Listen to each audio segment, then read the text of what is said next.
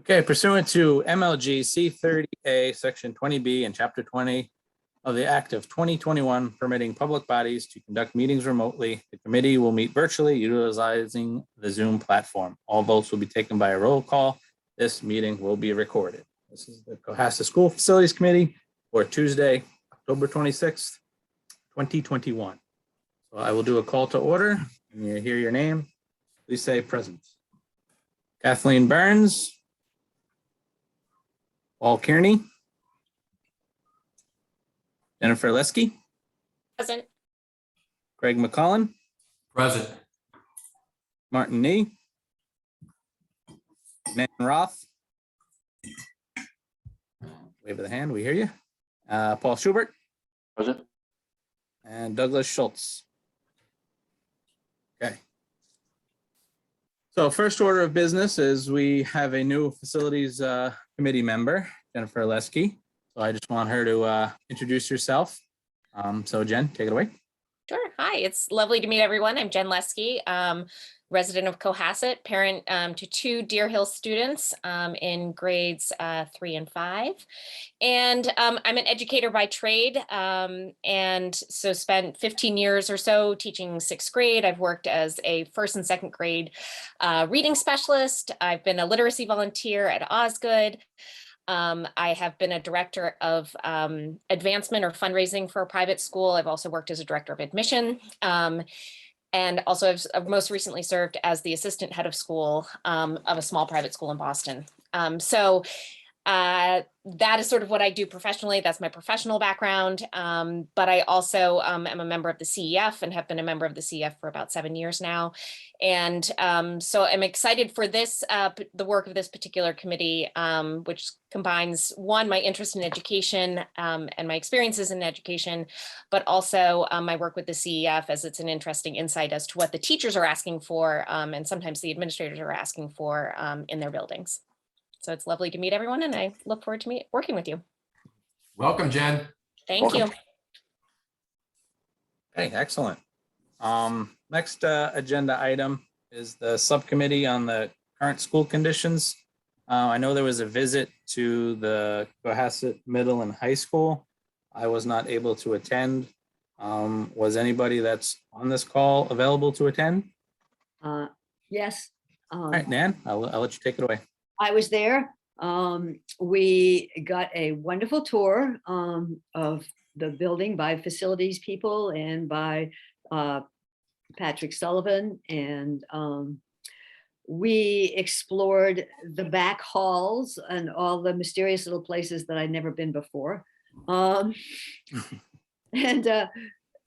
Basically, we heard that the current configuration of classrooms and the lighting and especially the electrical systems were all outdated and needed upgrading for today's school. Also that the basic heating and air conditioning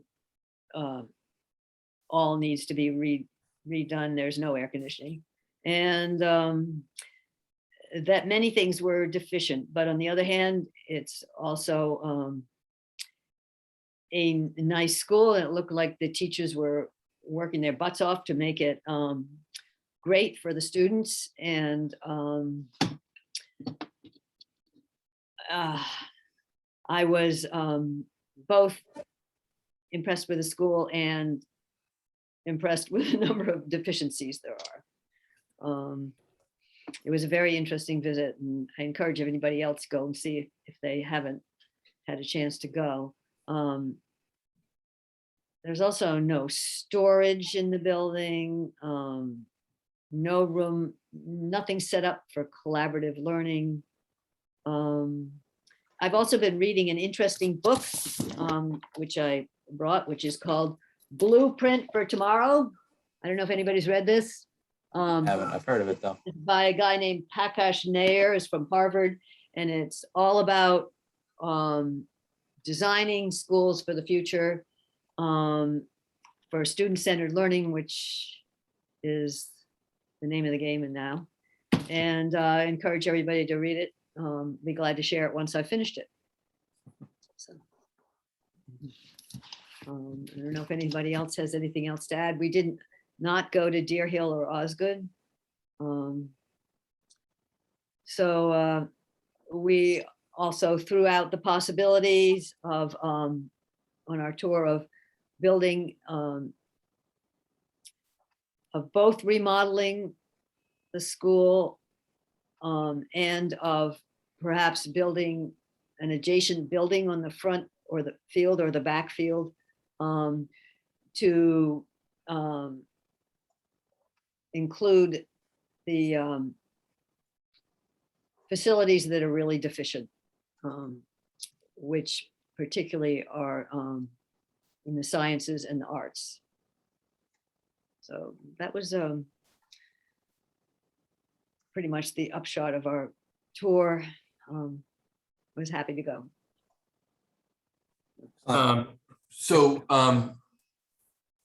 Mr. Earls, let me just, I just want to speak for Dr. Sullivan because he's not able to do it. He's very frustrated. He had full intentions. He prepared an entire presentation for the committee that would have been really helpful. I think that Ms. Roth may have, I don't know if he did it at the beginning. Ms. Roth may have caught the end of it, but it includes like photographs of various areas of our school, and and compares and contrasts that with other facilities in neighboring communities or similar communities, not necessarily neighboring, and it's fairly edifying. And really, I mean, the takeaway is that our facilities, at least the middle high school level right now, are really not conducive to a teaching and learning environment that today's age should be delivering to students. Just from a, I think Ms. Roth hit on some of them, but from from a technological and just basic resource perspective and infrastructure, our building is dated, and a lot has happened since a lot of advances have been made since our building was constructed. So Dr. Sullivan, like I said, has an entire presentation.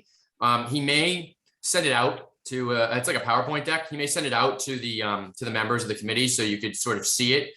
He obviously has, it's a deck, so there's a lot to add verbally, and he very much wants to present to the group.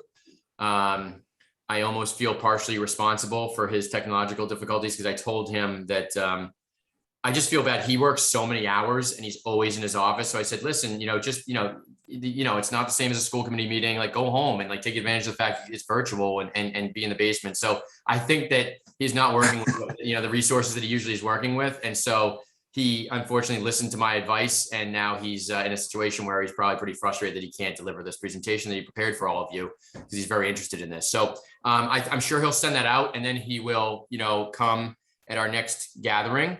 And hopefully, frankly, not everyone's here right now, so it probably makes sense to hold off so the whole group can see it anyway.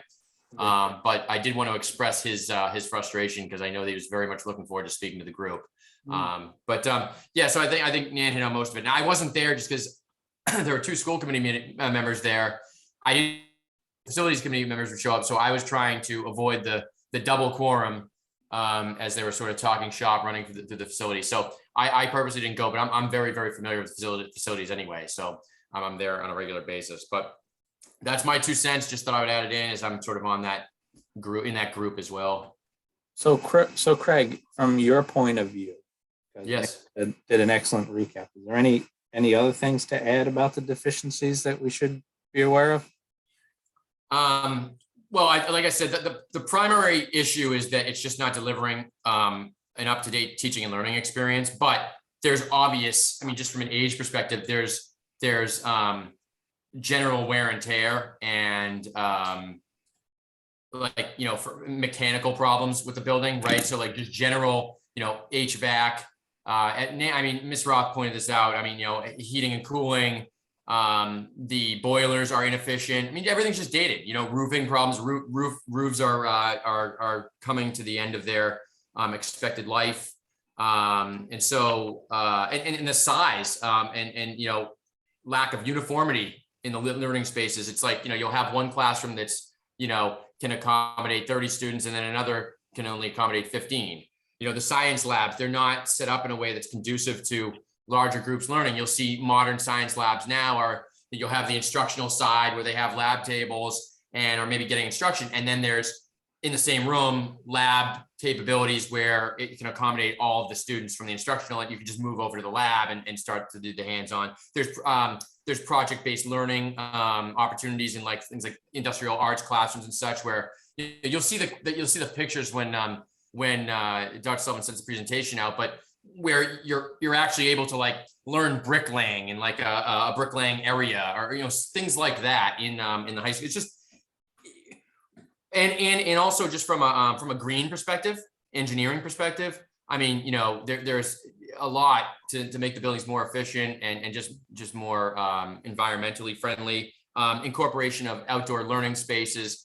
So there are a lot of deficiencies. It's just like, for me, the main thing is the fact that it's just inhibiting our ability to deliver the best possible teaching and learning environment for our staff and our students. And that to me is a major issue, but there are a lot more. And Dr. Sullivan, I'm not doing it justice. Dr. Sullivan will do, he will deliver a much more comprehensive sort of overview of it for everyone. And, and hopefully we'll do it at a time where everyone is here anyway. So I guess everything happens for a reason, right? But I guess that's as much as I can offer at this point.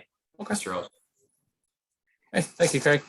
Craig, I did see the most of the Okay. presentation, the PowerPoint, but I'm more interested in where we are, not where somebody else is, and so it was more interesting to me to see the building. I think we can't always be comparing ourselves to other people, but it is appalling to me that this building was renovated in 2005, 4 and 5, and that it's in the condition that it is now. It's actually shocking that in such a short time, the building is so out of date, inefficient, and inappropriate. So I think whatever we plan, we need to make it last. I worked in Braintree in a building that was 100 years old, and it worked pretty well. And it still was structurally sound, although the heat was hot in one part of the building and cold in another part of the building. It had space, and it was a good building. And I just can't believe that there are so many physical things wrong with this building, and hope that whatever plans we make, whether it be remodeling or building or a combination of both, that we make a plan that lasts longer than a pathetic 15 years.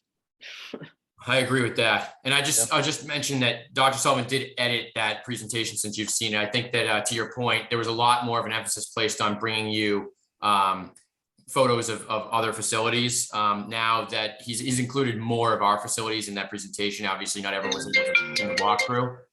So it compares and contrasts the facilities. But I do agree with you that it's important to look at where we're at.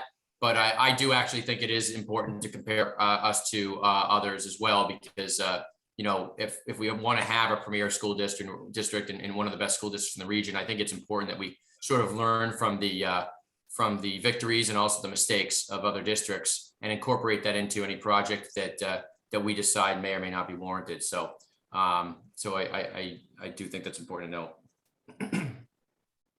Okay. Thank you, everyone. The next agenda is the subcommittee, the Schools of the Future update. I know there was a visit out to the Harvard, Massachusetts school. I could not make that one. I don't know if anybody on this meeting was able to make it out there. No? Nan, you're muted. I didn't even know that was scheduled. Yeah, this is when everyone was trying to get their Cohasset email / regular email. I'm not sure that Martin or Doug had everybody's right emails when they were sending it out. I was trying to get everyone all caught up, and I would like to see that school, and I'm, disappointed if that went on. I know that I think it was Martin, I believe. Yeah, I think he was either spearheading it, and Douglas, his company, built that building. So I have no doubt that I want to schedule another walkthrough when more of us can actually go. Yeah, I'd like to see if we can schedule another, because I missed that one from a work perspective. Yeah. And that's a comparable district size, shape, manner, all of the economics as well. So will be a good one to look at over.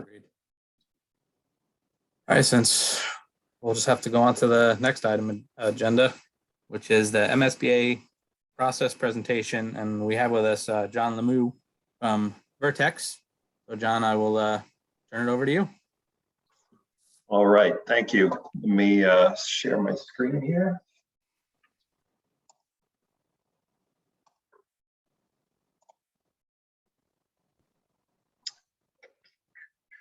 Can everybody see the slide deck? Yes. Yes. All right, great. Well, thanks for having me tonight. As some of you may have heard at the beginning, I am currently working for the town as your owner's project manager on the town hall project, but do have a good amount of school experience as well, both as a resident in Duxbury who sat on the building committee for our project that opened in 2014, as well as, a lot of our other school projects, or a lot of our other construction projects are schools as well. I've been at Vertex for over 21 years. I'm the principal in charge of OPM work for the firm. I just took my third or fourth refresher training for the MCPPO certification for owners project managers with the MSBA. As well as the school that I mentioned to you, in my town, project director currently of a $58 million elementary school that's going to open in Westboro in about a month. That'll be one of the first net zero buildings in the state for municipal schools, and currently also working on a $146 million middle high school for the Pentucket Regional School District up in West Newbury. And as I said, I certainly can appreciate this, as a resident and as a parent. I am a father of two, college junior, and that boy in the picture is now a 200 and almost 70-pound senior at the high school. So time flies. A little bit about the company. We're a multidisciplinary AEC firm, architecture, engineer, construction. My group focuses specifically on owner's project management. There's about 40 of us in the group. We're that size because we acquired Compass Project Management back in 2019. Compass was the OPM group, as an example, that did the Marshfield High School down the street. Again, we are all credentialed professionals in some way. A lot of us are PEs, some are architects, just a varied group of folks to help deliver projects to owners. So the MSBA process, we'll kind of jump right in. One of the biggest things you have to know off the bat is the MSBA process is 5 to 7 years once you get invited in. Okay, so it is a long process. It is a partnership. Right now, let me use a little pointer here. Right now, you're up in this spot. You're trying to decide, do we submit a statement of interest? And in the next few slides, I'll talk about the statement of interest. We'll then kind of talk about all of the different modules here from a very high level, just to kind of give you an overview of the process in its entirety. So, first and foremost, if you want to participate or want the MSBA to possibly participate in your project, you have to submit a statement of interest. The MSBA's program, it's a grant program. It's competitive, and the grants are distributed by the MSBA Board of Directors based on need and urgency. Okay, so basically there's an SOI period every year. Dozens and dozens of communities like your own submit. those submissions are ranked based on need and urgency. You may have a system failing, someone may have, a roof, or I should say structural issues. May have systems that are, a 60-year-old building that needs to be replaced. Again, everything gets kind of put out there on a score sheet. They essentially get ranked, and the MSBA really does an exhaustive review of the information that gets put on that statement of interest. And, what are some of the factors that get looked at in the statement of interest when you submit it? Age of the building, the amount of space per student, current and projected enrollment, condition of the major systems of the school, general environment in the building, and the appropriateness of the building to the educational mission of the school district. So, a lot of the topics that I heard mentioned a few minutes ago, kind of, in the passing through, all really important things to the MSBA. They really will, work to understand all of those needs, and try to, see how your school fits against all the others that are out there. Also, if you have more than one school that you're submitting an SOI on, they want to make sure what's your priority. If you can only do one, which one would that be? Understanding if you have any other projects currently going with them. And then understanding the range of options the district faces when planning for, a district-wide facility such as this.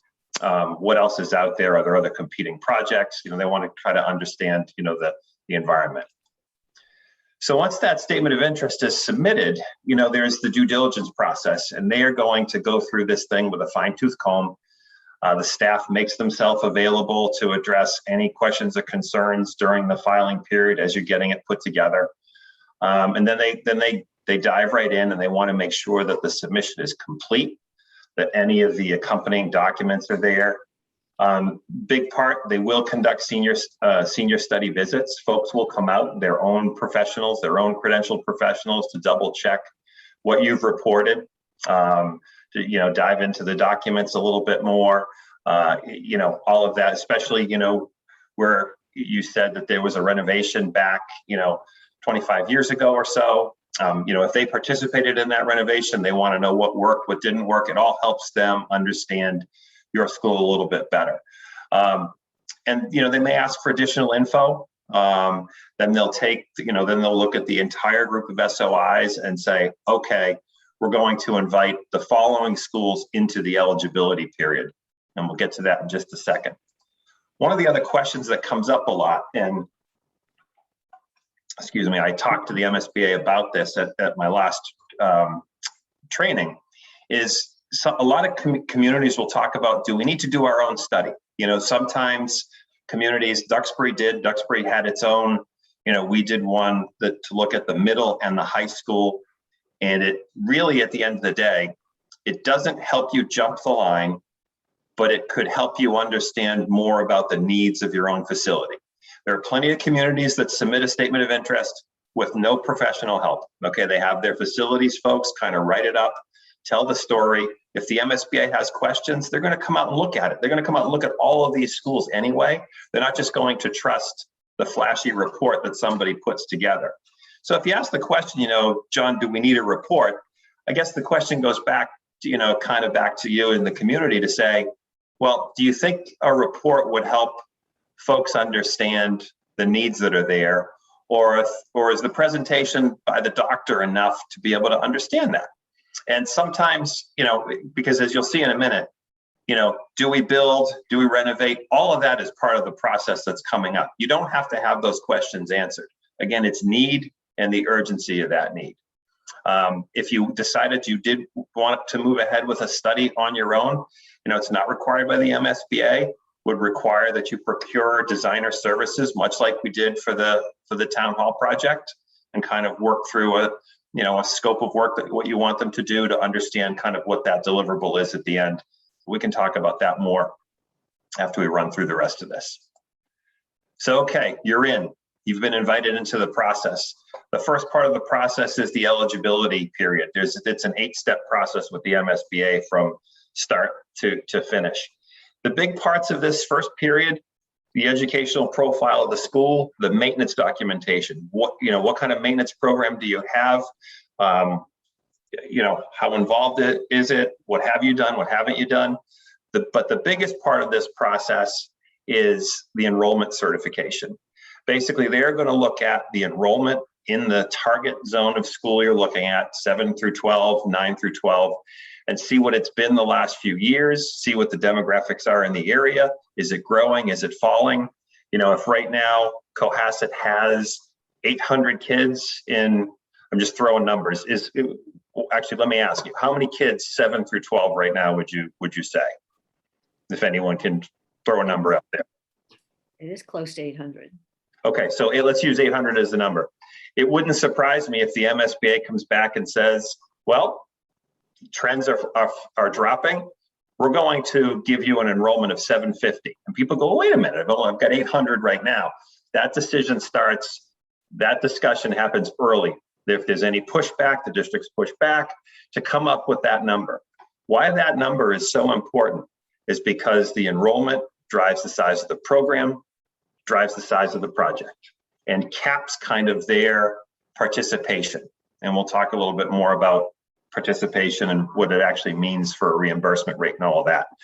At the end of this phase, what's important is that you go ahead and there will be kind of the first vote for local authorization to fund feasibility.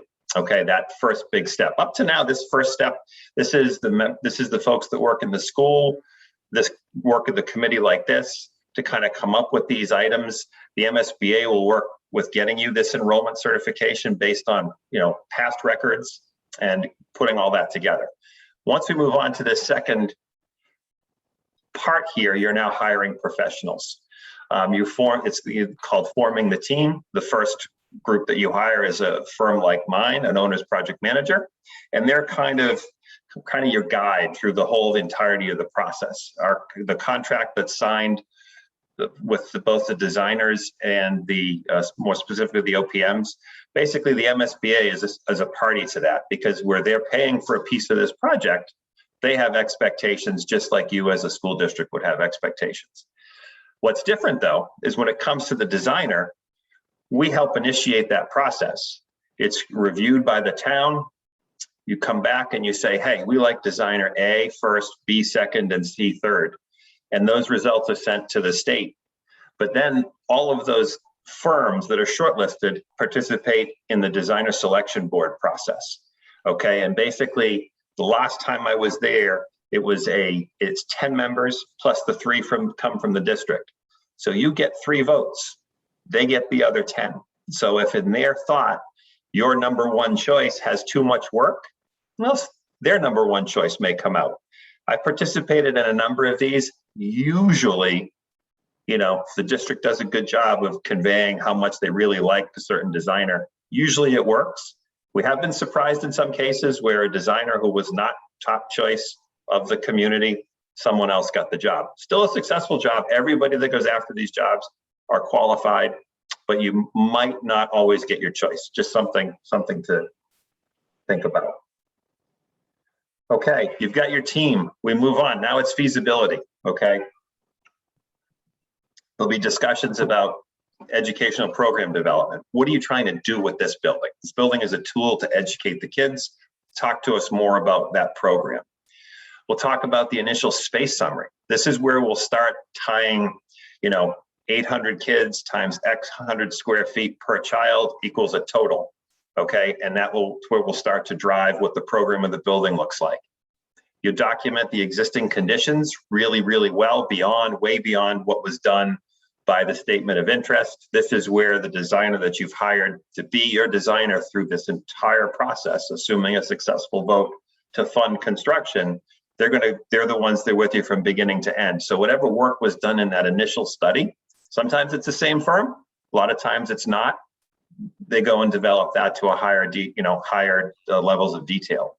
Establish the design parameters, what's most important to Cohasset in doing this. But the most important part of this step is developing and generating alternatives, okay? And then at the end of the day, MSBA wants to know what's recommended as the most cost-effective and educationally appropriate solution for the district to the MSBA.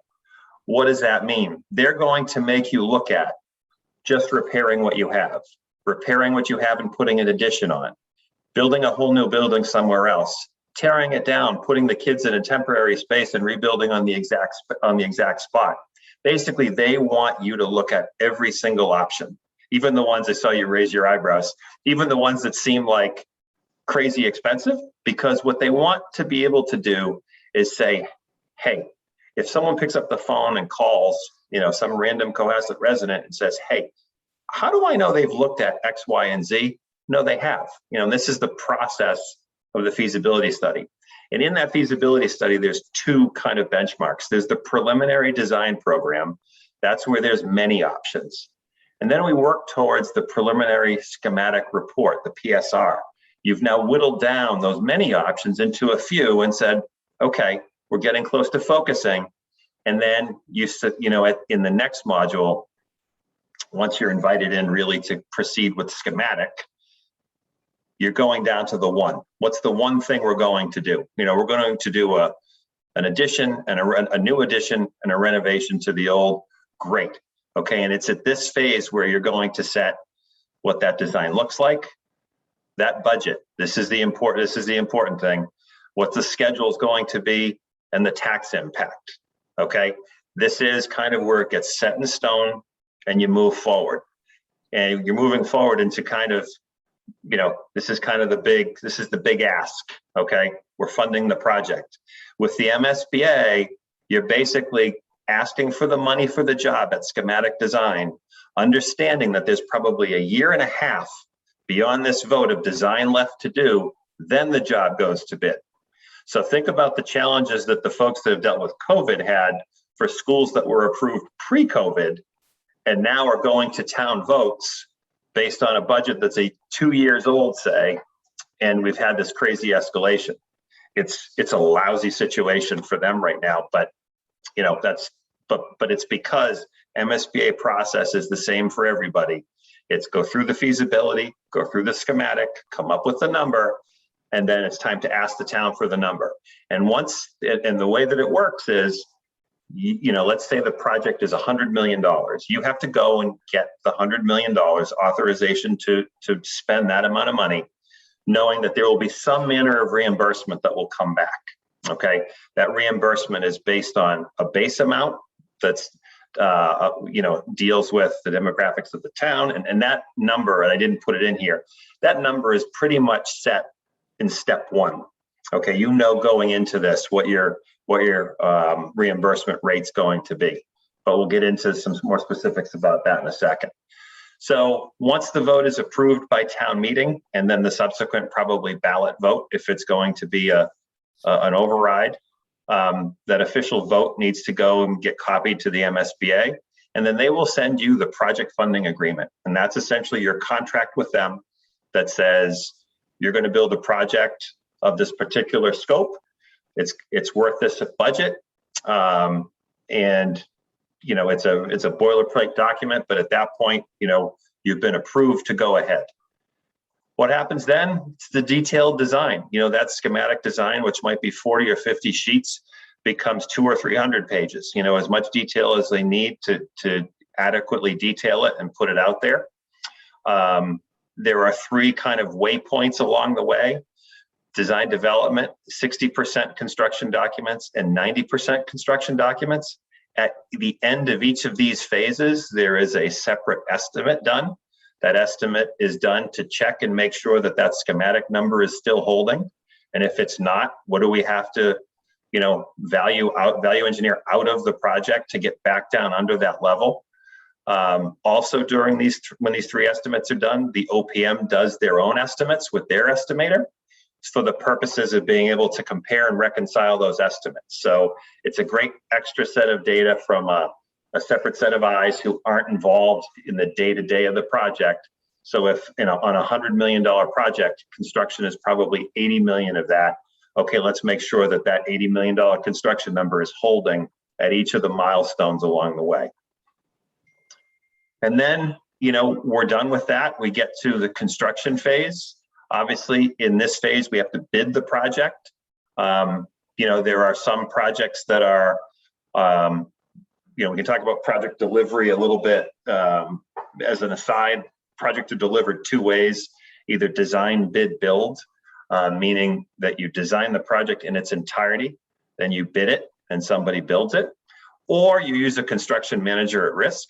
If you're using a construction manager, they would get involved somewhere during the detailed design, meaning that they come in and work with you as the town and as the builder who's going to do this, and they also put a set of eyes on the drawings along the way and say, they offer insights to say, well, maybe I wouldn't build this that way.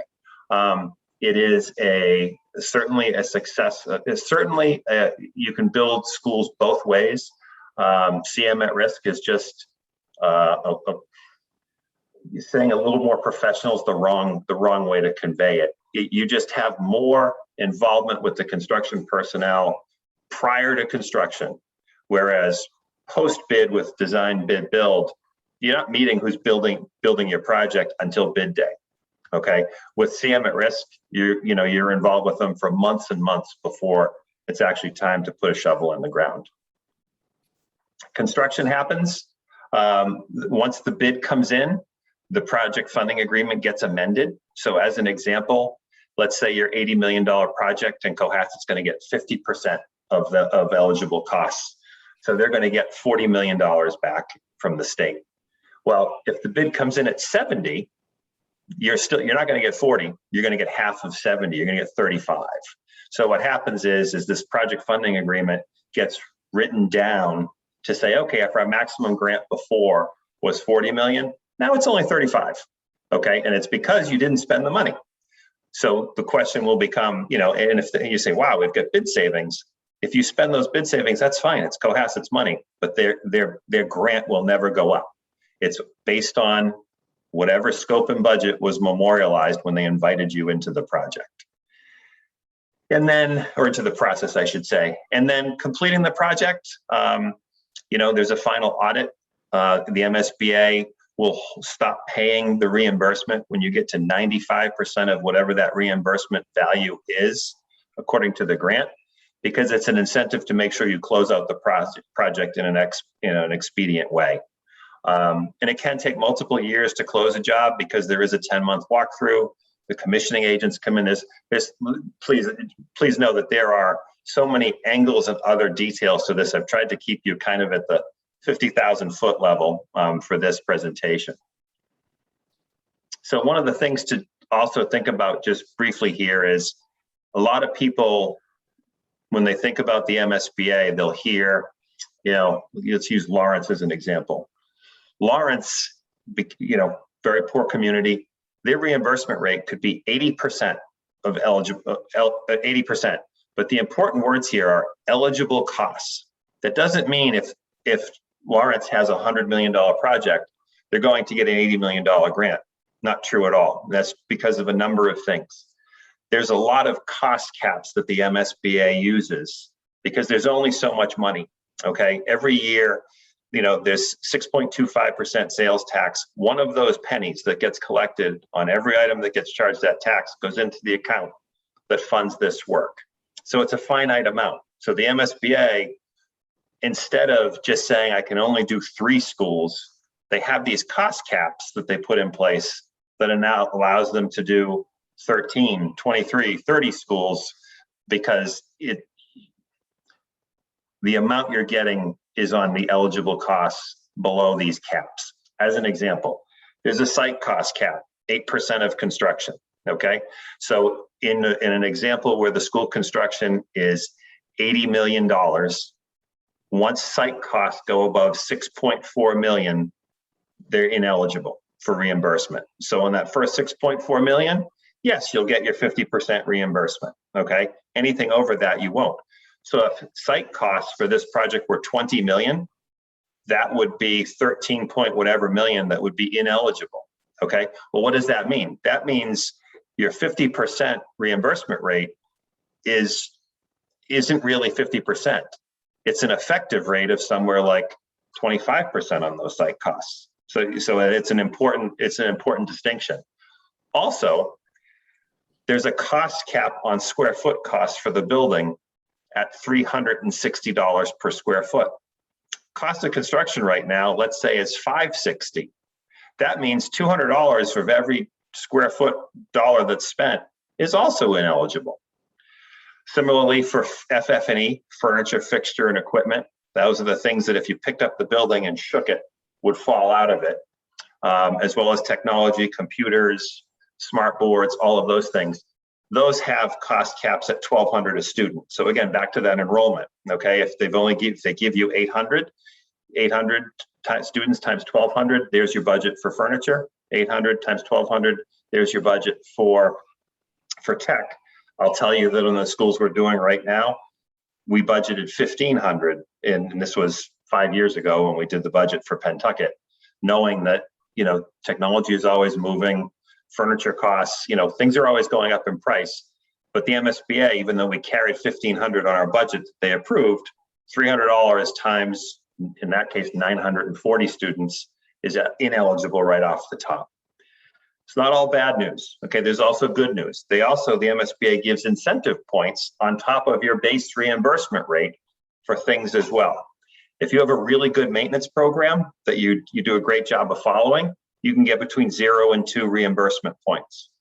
If you're going to renovate or reuse the existing building, okay, these sometimes aren't the sexiest of projects, but if it's a good, solid renovation or reuse, you can get up to 5 additional reimbursement points, depending on the scope and scale of what's being done. Another one that's really important, energy efficiency, okay? You can get another 2 points on your reimbursement for an energy efficient building. It's basically akin to LEED Silver. Okay, you don't have to go with LEED. You can use the mass chips as well. Bottom line is it gets fit into the design. And, you know, along the way, there's, you know, the designers are checking along the way to make sure that those reimbursement points are checking, because if they don't, at the end of the job, if they find out that you didn't reach the level you said you would, they'll take them back in the final audit. That's the other reason why the MSBA holds them. They want to make sure that everything checks out. They don't want to have paid out all the money and then realize, you know, you didn't put up your end, you know, keep up your end of the bargain. And then the last couple things to remember, you know, MSBA also provides a commissioning agent in the process. It's no extra cost to the district. It really is a great program. I mean, and it's not just in projects these days, we will commission HVAC systems, we'll do building envelope. The MSBA basically looks at commissioning start to finish of the project, not just the envelope, not just the HVAC systems, all the mechanical, electrical, plumbing, any system that can be commissioned, they will participate in that. As I said, you know, you get the 2 additional lead points, so those folks always go for those. Also, some towns are very interested, as I mentioned, the Westboro job net zero considerations. You know, some schools, you know, in the town in Westboro, you know, we were told that the project value couldn't go above a certain amount.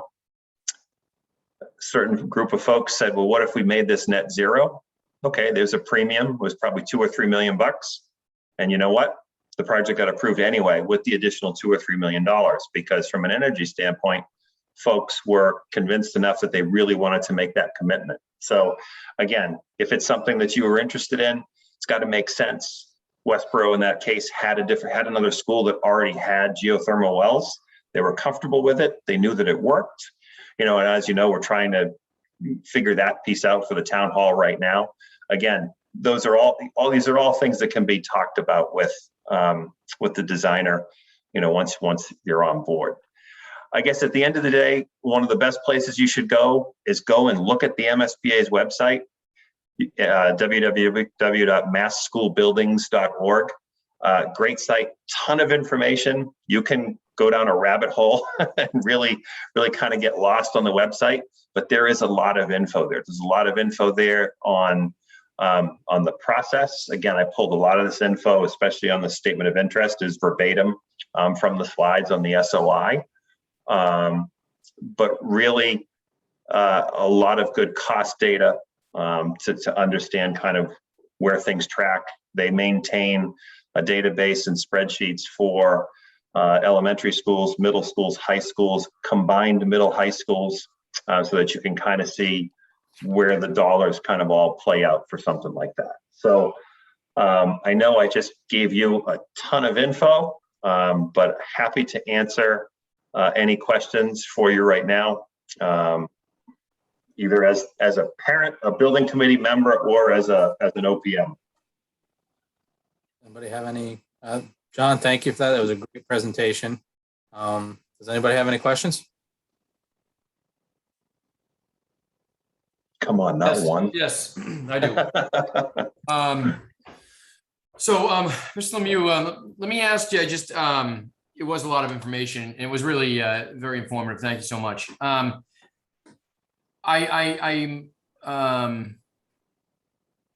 think that it seems, at least from listening to everyone so far in our meetings, that there's a general consensus that something needs to be done. What that something is still a question. But so I was under the impression before your presentation that the sort of first step would be to have a feasibility study done to understand what the sort of, what our options would be. But it looks like the first thing would be to select an OPM. Is that the very first step in a process like this? I mean, that from looking at your deck. So the reality is, if to help answer the question, you want to do your own study, yeah, you can go ahead and do that. You don't need the services of an OPM specifically to do it. You need to hire an OPM once you know you're going to spend over $1.5 million on the project. Okay, to do a study for this building, if you had $100 grand, $150 grand, a designer will give you as much detail as they can. They'll work with you with that, because a designer knows, frankly, that doing something for Cohasset, early like this, kind of a lost leader a little bit. They don't care about the study. If you decide you want to move ahead with a school, they want to be considered to design the school, to go for the whole process. So, I've seen studies done for short money. I've seen studies done for $300,000 or $400,000. It's really a question of what you have available, I guess. And what questions you want to answer. The reality is, for that study, it's not necessary, because even if you have all of this information and you send it to the MSBA, you're still starting in square one with them. They're like, okay, great, thank you. You can use that info and give it to whoever the ultimate designer is if we invite you in. And it might even be the same designer if they compete for the project and win it.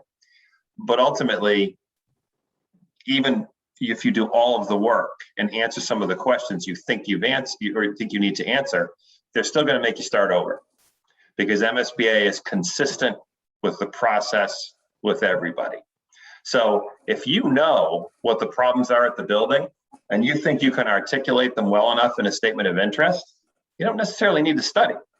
Now, if you think a study would help better inform the public and get more butts in the seat as part of a town meeting, then yes, do a study. Do a study. And as I've said this to Michelle, we're here, we're working. If you need some help with the parts of this and the role, just let us know. I don't think it's worth going out and getting an owner's rep right now. You need to get a designer if you want to do a study. You've got to appropriate some money, go and get a designer. We can help you put that together. It's just, you don't need the OPM until you get invited in, frankly. Okay, you need a little bit of guidance to know what to do and when to do it. We're here. We'd be happy to help to the extent that we can. And getting that designer, I mean, sorry, a lot of heads nodding. I mean, if there truly is a need, you have to convince the other folks in the town that it is a need and it's not just a want. Because if it's just a want, there's going to be a whole host of people that go, why? Unless we need it. And maybe that study can help educate, folks to what those issues are. Doctor did a good, if he did that kind of presentation, that's the first step. Show people, let people tour it, let them see it. There's nothing can really substitute that, than people walking in and seeing it and saying, wow, I had no idea, kind of the behind the curtain stuff. Okay. I mean, I do think that it's probably important to get some support from the community. I do think that a feasibility study would be helpful in that regard. So that type of thing, I mean, I'm just looking not to waste time at this point. That's what I'm not saying we need to be tearing down schools and building a new facility tomorrow. I'm saying I don't want to waste time in, taking steps towards figuring out what that ultimate solution is going to be. And it sounds like maybe a feasibility study could be useful for us at this point. And we don't necessarily need the OPM yet, as you know. So how would we go about, targeting someone to conduct a feasibility study for us? And what timeline? I've gotten sort of different answers on that, but from your experience, what timeline are we looking at for something like that? If we were to engage them tomorrow, and I'm not saying we are, I'm just saying. So the reality is, for any good, it's going to take you 6 weeks to hire somebody, 2 weeks to advertise, 2 weeks to go through it, 2 weeks to contract, plus or minus. So, and then from that point, it's how much time do they have? Now, the statement of interest window usually opens in January and is open for a number of months. Obviously, if you try to pull that off, then the reality is you do it soon. Otherwise, you're waiting a year. Right. Every year you wait, it's 5% on construction costs for what you ultimately do later. Okay, at a minimum, labor always goes up. Materials go up and down. We're in a spike period right now, but they're coming down. Certain things are coming down. Other things are still crazy high. But more often than not, you look at the curve, it's always going up. So the sooner you can get it done is great, but you have to weigh that against, if you had money available to do a study now and didn't have to go ask for it, that's great. Try to get it done with what you have, because then that's one less ask you're going to the community with. If you need money for that, that's that's an internal politics of the town. That's different in every town we work in. What the semantics are of doing that and asking. And what else is out there, what are the competing projects, that sort of thing. And sometimes you realize you may just need more time to even educate why we even need to do a study before we submit, to figure out if we get invited in. So it's, that's an introspective kind of question there that, we can certainly help you answer, but we'd need to know kind of all the competing interests. All right. Paul, you're muted, Paul. I have a question. So the first hurdle is going to be statement of interest. What would a statement of interest, from a point of view, you want to have a strong statement of interest, saying you're definitely interested. What would be required in that for the early, is figuring if we're going to shoot for January or February when it opens up, what would need to be in that to give a reasonable, rational approach, saying we're interested, we haven't really come to anything more than we need to do something with the school. So you'd say we'd like to renovate, rehab or replace, and then send it in, or would it be more? It's really, Paul, it's less about the solution. It's more about the need. What's wrong? What doesn't work? More along the lines of what we heard at the beginning.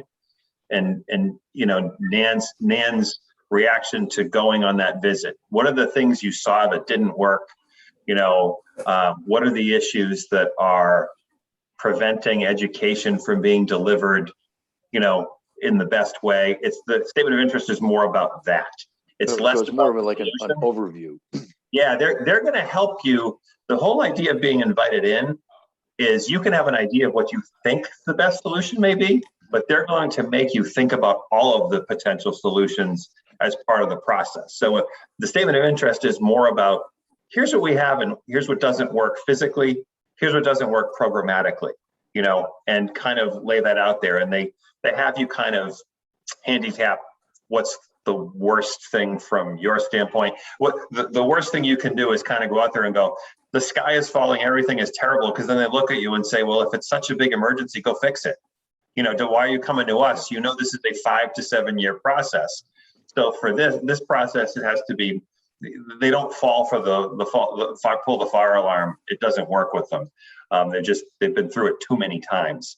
So it would be more looking at, okay, we need to update technology. We need to update the building facilities. We need to update educational process, and we need to try to put in cost-effective heating, air conditioning, solar, geothermal, and say, this is what we're looking at. Would that be something? Systems at the end of their useful life, programmatically, the spaces don't work. It's funny. People that have flexibility in spaces say they needs to be more homogeneous. People that have old buildings that are too homogeneous want flexible spaces. So it's a funny back and forth. But if it doesn't work for Cohasset, it doesn't work. That's okay. If Situate did something just different, opposite on their statement of interest, that's all right. They may be delivering education differently than Cohasset, and that's all right. It's all about your process, what your administration is doing, your educators, and more frankly, what they can't do because of the limitations of the building. So I know Michelle had pulled down a couple of, you can go on the MSB website, you can find them, you can pull them down, just search statement of interest, and a lot of towns post theirs. It's the same document town to town to town. It's the same document, whether it's a middle school, a high school, elementary school, it covers all the same stuff. So I would suggest, get a hold of that so that you guys can take a look at it and figure out, okay, who's going to fill this out for the town and get that and help get it submitted. And then at the end, so this could be drafted by, let's say, February. Yeah. And again, it's not voluminous. You know what I mean? It's probably 20 pages when all is said and done. And they'll want, there's some detail, dates of systems, like you can't, if you're going to get into this, you need somebody who's got the history of the building. What are the dates of those systems? When were they installed? When were they last updated? When was the roof last done? If the roof was partially done in one wing of the building, but not the rest, kind of all those details, because and this is where the study piece comes in, because if you have some facilities info, great. If you don't, that's sometimes why folks go and get a study if they don't really have a facilities manager or someone who's been kind of on it for a period of time. It's easier to just go get somebody, have them do the research. But again, that takes time. So I don't know the statement of interest window. I'd have to look back and see what it was this year. And it hasn't been announced yet for next year. It could be as long as 4 months, but we could certainly check into that and get back to you on it. I have a question. Is teacher training on whatever you propose part of the process in any way? For example, people may decide they want to have collaborative learning and these research spaces and so forth, but that only works if teachers are trained to use those spaces. So where does that come in? Once you're in and into the process and developing that program, a lot of once you're in, participated in some pretty good visioning sessions. Teachers, what do you need this building to be? Parents, what do you think this building should be? Students, what do you think? And it's a really great process to see. But you're right, there are certain things that you need to make sure that the ask isn't presenting other problems, that, okay, it's great, you've got the space, but now you don't have the people who are eligible to provide the service. But again, these are a lot of the things that the district will be asked to comment on once you're in and you're talking about the educational programming piece. Yeah. Okay, thanks. And just as one last thing, also when the designs go in, on the feasibility and schematic, they're also reviewed by DESE, Department of Elementary and Secondary Education. So this isn't just a bunch of construction and architect folks looking at this. The educational stuff is really scrutinized as well to make sure that it is in line with current DESE guidelines, and there's pushback from them as well. So it's, the responses back, they give comments, and then you need, the district needs to respond back. There's as many about the design as there are about the educational program along the way as well. Okay. I just want to address a comment from one of our viewers. When we are talking about the facilities assessment, it's going to be for all the schools. It'll be for Osgood, Deer Hill, middle, and high school. So we're going to be looking at all of them. Mr. Earls, may I just make a comment? I think it's important just for the record of the meeting, just to read in the name of the Oh, sure. Yeah. person making the inquiry, and also Mr. Evans knows this. He should state his address as well. That is right. Okay. So Corey Evans asked, when discussing doing facility assessments, are we focusing on just the Cohasset Middle High School or all facilities? And it'll be all the facilities, Deer Hill, Osgood, middle, and it's 313 North Main Street. Thank you, Mr. So the important piece to that is, yes, you can do that, but if you're submitting a statement of interest to the MSBA, are you going to submit 5 or 4, one for each school? There's a difference between, and that goes back to one of the earlier slides, that if you think there's work that needs to be done at each of the schools, you need to tell them which ones needs it most, and there needs to be one that's a priority. So the MSBA is not going to help you study all 4 of your schools. It could be 25 years before that you follow that process through with them over and over. Right, There's so many folks which is why I think it's important that we do hire somebody to do a study on all the schools. There you go. Then that's which one is the highest need, because we there all you have go. opinions, but I want somebody that does this, knows this, put a presentation together for us so that we can all decide which is the one. That's a great point. Mr. Earls, to that effect, I'd like to make a motion that we initiate that process for the feasibility study. Well, that's actually the next agenda item, of procurement process for professional services. Okay. So after that, we can definitely make a motion to do that. Okay. Michelle, are you on? Chris, can you promote her? She fell off. I think She spoke to me about talking to you guys about that a little bit. John, I think I'll have to stand in. Yeah, no problem. So, Jason, if you guys wanted to move ahead with procuring professional services, basically it's a qualifications-based process. Basically, we put an ad out in the Central Register, a local newspaper, and combis that basically says Town of Cohasset is interested in doing a system-wide assessment of its current facilities.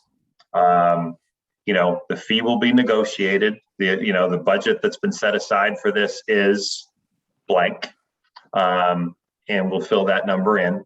And basically, then the town would need to put together a request for services that basically talks about what you're looking for. And then what would happen is they would submit their qualifications and tell you all of the schoolwork they've done and all the feasibility studies they've done for districts. From that information, you do a short list and you hold some interviews and figure out, okay, this is the best fit for the town of Cohasset to go ahead and do this. And also you would tell them, here's your time window that you're looking for.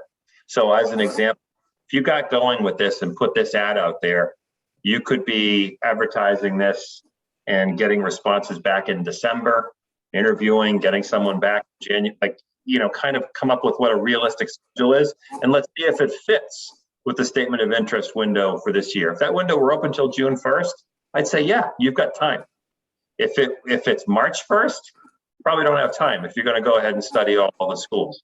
But then you know that, and you can kind of lay out your schedule for what it looks like for the, kind of the whole process to line up for next year's deadline.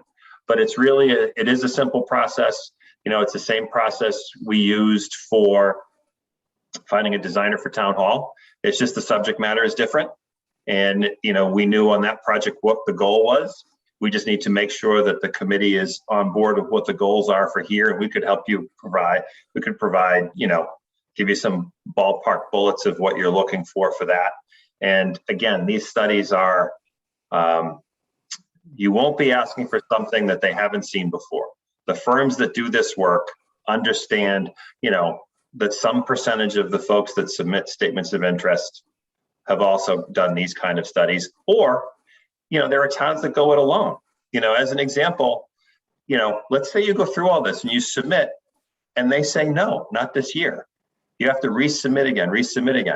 We're working with the town of Wellesley right now, 2 elementary schools. One of them is an MSBA school, the other isn't, because they knew they would never get 2, but they wanted to do the work on 2. One is being reimbursed to a certain degree. The other is going, kind of without the reimbursement. You always have that option. And going through the process and understanding, as you go through feasibility, we get a little bit more numbers. You can kind of look at those numbers and give you a rough idea of where you would land. At the end of the day, if it's a $100 million job, your reimbursement rate's 30%.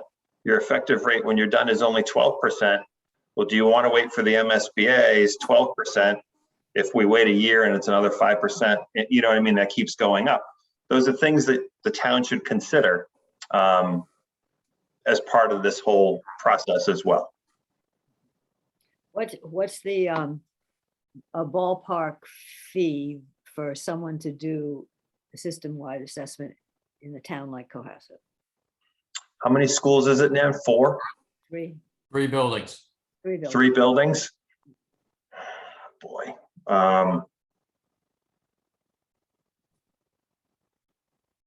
Could probably do it for a 100,000 or less, probably less than that. It's, again, if you only had 50,000, you could get a report done for, do you know what I'm saying? It's how deep do they go? How deep do they look at the systems? How many sub-consultants do they hire?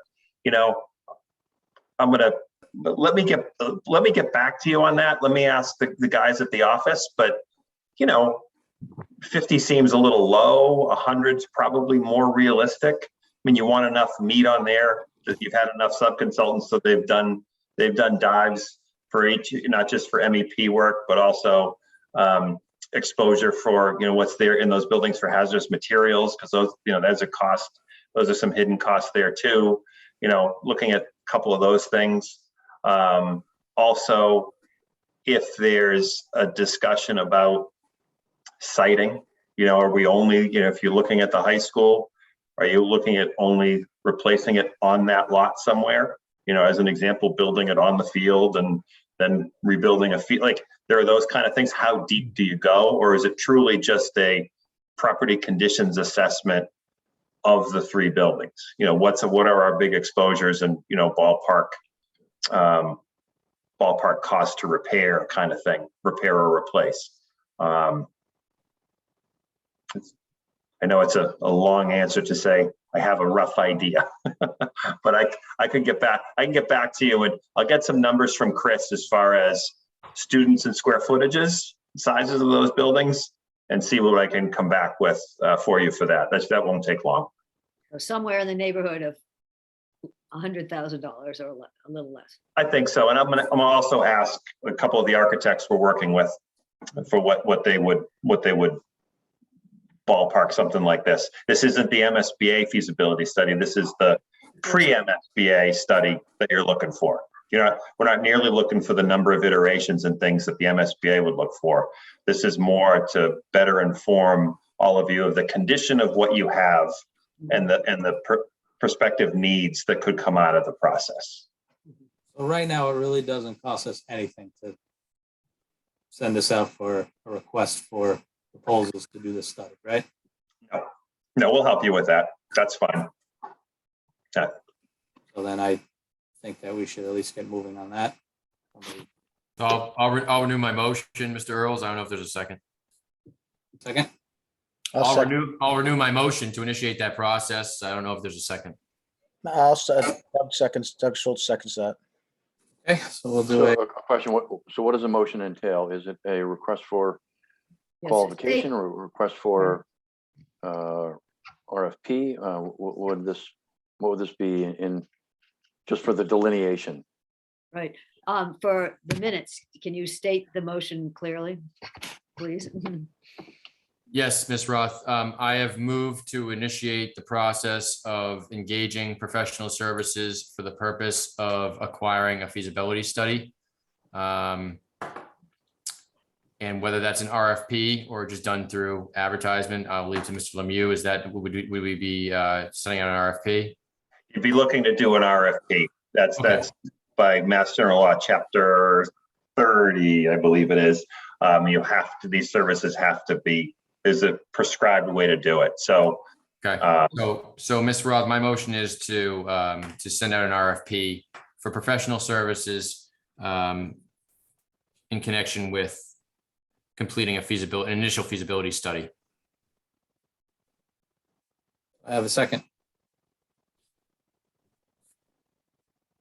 Yes, I Second. second that. Yes, and Mr. Schultz seconded. Roll call vote. Mr. Paul Kearney, Aye. Jen Leskey, Aye. Craig McClellan, Aye. Nan Roth, Aye. Paul Schubert, Aye. Douglas Schultz, Aye. Jason Earls, aye. Motion passes. Mr. Lemieux, you're going to be able to assist us a little bit with that? yeah, just work through Chris and Michelle, and I'll help with templates or whatever I can, and you know, feedback. And in the end, if you need help with the designer selection, that sort of thing, I mean, we can work something out. Basically services under $10,000, you don't have to do a procurement. If you needed me to sit in on designer interviews, that sort of thing, we could deal with that. This stuff right now to get you started, it's no big deal. It's no big deal. I'll just, we've got some templates. It'll take a little bit of back and forth. What I would suggest is when we come up, is anybody in this group going to want to see the draft of this? Or are you just going to say, you guys do it? Because, I'd like you to want see to the make draft. sure that, I'm sorry? I would like to see the draft of it, please. So let me work with Chris and Michelle, come up with a template. We'll also see what we have for the statement of interest calendar and see if I can get some intel on what that's going to be. Because in fairness, we should really tell the firm that's coming after this what's going to be expected of them. And then if I can get some rough square footage, and pupil counts at each of the 3 schools, just so that the designers know what their ballpark of what they're getting into. Schedule, size of schools, then the rest should be pretty simple. Mr. Earls, can I make a suggestion, given Mr. Schultz's professional experience, excuse me, and where he wants to review the draft? Maybe he could be the sort of point person working with Mr. Senior and Mr. Lemieux and sort of just to get this where we've approved it. I don't think it's necessary for all of us to see it again, right? I don't know. I don't know if the group agrees with that or not. It's just a suggestion. Yeah, I'm fine to work with Doug on it. We can get it done. I'd be happy to do that, sure. All right, excellent. That's what we'll do. Okay. Next item is any topics not reasonably anticipated within 48 hours. No one has sent me an email or anything like that, so I have nothing. Does anybody else on the committee? No? All right. The only thing I would ask, Mr. Earls, is I know I realized I was late to the meeting, and there was a portion of that was earlier on that was about the visit to Harvard Hill Oh, yes. Elementary. So if you Go want ahead. to If you have your report, go right get ahead. back to that, we could. Yep. I've been in contact with them and have been given the thumbs up to be able to set that up. It didn't seem like it was going to quite work out for us last week. So I would, just ask if the members of the committee would have a date and time that they would want to go, and how many people would be interested in attending that. I know we had Ms. Roth and Mr. Schubert were two that were interested in attending. I was a little I wasn't sure how many people were ultimately wanting to go, that maybe the date didn't work, or maybe no one else wants to go. So I'd just like to, present that to the committee and get their thoughts on it. Yeah, I'd be willing to go. Yeah. And, honestly, if there are more people going, we can always post it as a meeting at large at the site visit. I'd be happy to go. All right, then Is there what- I will work out the details of getting that put together as well. Guys, I'll throw out there too. I mean, it's as you get in the process, seeing other schools is absolutely a part of it, and hearing from folks what they like and didn't like. I mean, I have a student in Duxbury High School for this last year. I'm happy to, at some point, if you want to take a ride down 3A and have a walk through the school with the principal, could certainly set that up. And, you can ask him the questions about, he's been there for umpteen years. So, he's been there from the beginning. It could opine on what's worked, what hasn't worked. Just, it's another point of reference. So just happy to throw that out there if folks wanted to do that too. I definitely want to do that. I also you're reminding me, Dr. Sullivan has told me to let everyone know that he's happy to arrange. He's a Marshfield resident, and given his profession, he's very familiar with and personally knows the superintendent of that school. So he's happy to set up a Marshfield tour as well. They had just recently done their school. Thank you for reminding me of that, Mr. Lemieux. But I'd very much like to go to Duxbury. I'm a Duxbury native. They went with the architect. Marshfield used the architect that was my first choice. So A3 or something like A3 or AI3. Yeah, AI3. We ended up with Mount Vernon. They did an awesome job. I love the school, but they were being built at the exact same time. So it'd be great to hear 2 points of view of 2 schools that opened within a year of each other. What's worked, what hasn't. If you could do something different, what would it be? Yeah. Those kind of things. It really will help. It might be a little early for that, but while you're going through the process, it's always good to have other points of reference for sure. Excellent. Okay. All right, final agenda item is the approval of the minutes from 9/28/21. Has everyone reviewed them? Any comments, changes to them? They were fine. Thank you as always for doing that, Mr. Roth. I make a motion, we approve the minutes of 9/28/21 of the School Second. Facilities Committee. Seconded. Craig McClellan. Roll call vote. Paul Kearney, Aye. Jennifer Lesky, Aye. Craig McCullen, Aye. Nan Roth, Aye. Paul Schubert, Aye. Douglas Schultz, Aye. Jason Earls, aye. Minutes approved. That's everything I had on the agenda. So unless there's anything else, Motion to adjourn. Second. we'll call a vote again. Paul Kearney, Aye. Jennifer Lesky, Aye. Craig McClellan, Aye. Nan Roth, Aye. Paul Schubert, Aye. Douglas Schultz, Aye.